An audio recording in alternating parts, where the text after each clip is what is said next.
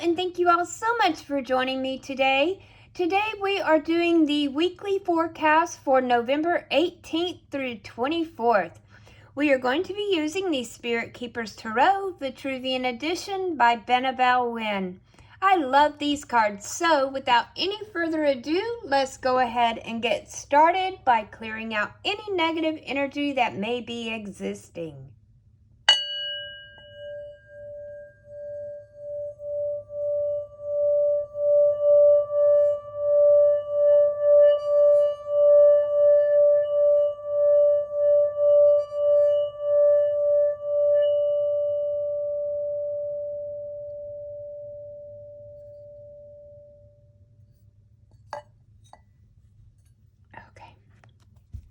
Okay, Spirit, what do you have for us for November 18th through 24th? Any messages, Spirit? What do we need to know for this? Okay.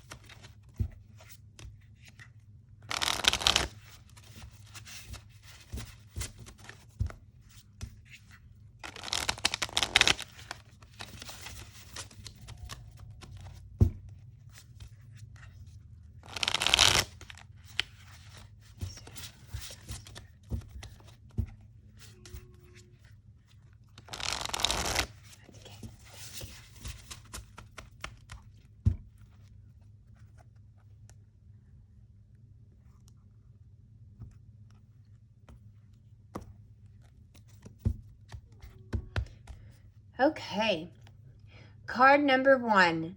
What spirit will be most present this week? The Nocturne.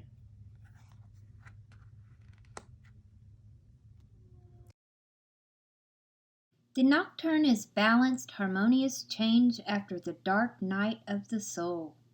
It bears good tidings, because this is the spirit of commerce, enterprise, and far-reaching new ventures forward after a past series of failures and disappointments. 2 promises of production are made to you, a result and prophecy from your own karma and your own destiny. Forming a lemniscate around the twin promises of product is the alchemical black dragon gnawing its own tail. And this is the totem, the daemon brought before you by the Nocturne. The black dragon's venom is also the great medicine. Past suffering sires future opportunity. When the Nocturne appears to you, this is your revelation. To make gold, you must first have it. Attain the capital for investment, and then invest it for the greater return. This is how you overcome the recession. The Nocturne is the alchemical black dragon gnawing its own tail, where venom is the great medicine. Card number 2. What is in my highest interest to make this week's priority? The Rogue.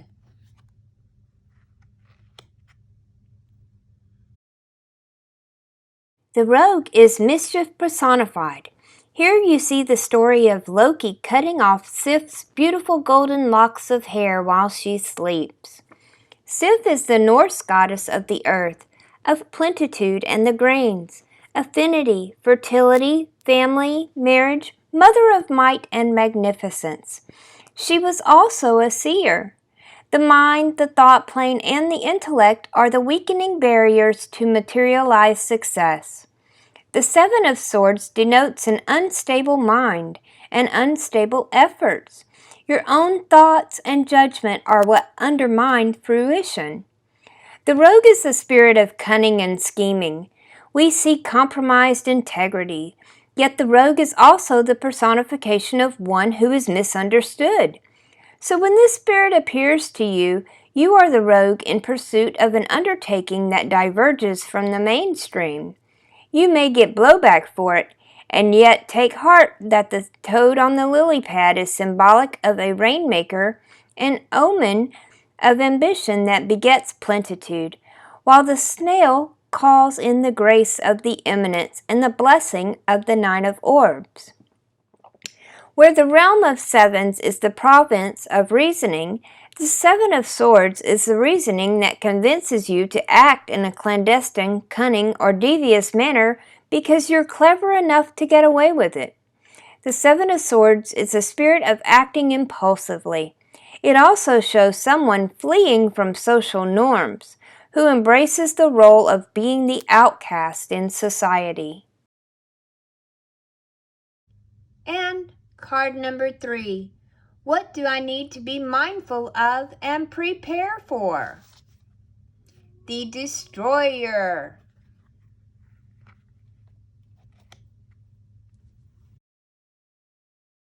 If you fear being conquered, then you pave the way for your own defeat.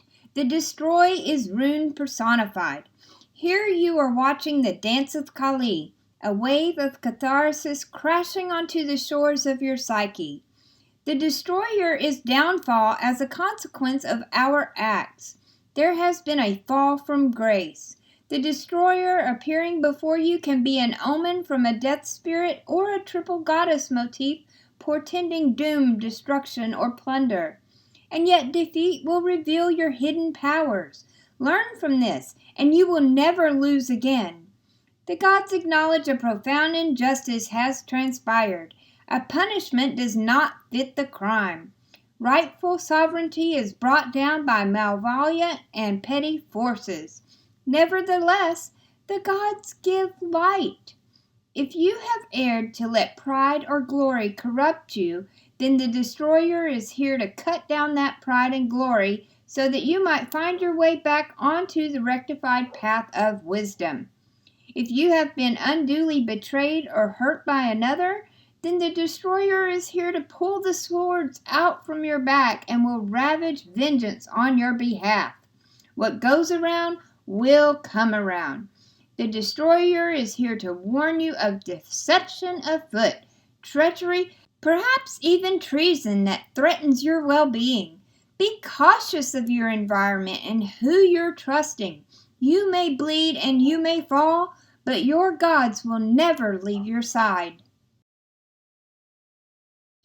By combining the cards from this week's forecast, I was able to come up with the I Ching of Zion. This is attraction, influence, chemistry. Receive others with humility and non-judgment. Let the people move you, and you will move the people. Reciprocal attraction, mutual influence. Young lovers are joyous and prosperous. It is auspicious for you to proceed with your endeavor. Change is coming, though no one seems to sense it. The beginnings of movement, an idea begins to surface. However, whether the influence will have an impact remains to be seen. It is still too early to tell. Okay, beautiful. I'm getting a couple of different messages this week. One is about money, another is about love. And they're also telling me to remind you of Mercury retrograde. So we're going to put together the money, the love, the retrograde, and the I Ching. The first thing that I was getting was about relationships. And this goes along with the Mercury retrograde because Mercury retrograde brings the past back. And so I really feel like some of you are going to have this week, because this is the final week, so it's really going to hit you hard. Someone from your past is going to come back. You need to remember why you're not together now. It's going to end up, I hate to say this. This is so awful. according to the forecast, it's not going to end well. So you need to be very, very careful with this person that's coming back. Take your time, take things slow. Like I said, remember why you were cut off, why you're no longer together to begin with. It's not going to be the same as it was before. Time has passed. People have changed. You have changed. Just be very, very careful with your heart. Don't jump into something. Take your time. Take things slow. Take baby steps. Be a fucking turtle, okay? It's not worth the heartbreak for you to just jump back in and think that it's going to be the same way that it was before, because it isn't. Just be very, very cautious, okay? The second thing that I'm getting is about money. You have been juggling your money, robbing Peter to pay Paul. This is not going to end well for you. It's okay to ask others for help. There are people out there that want to help you.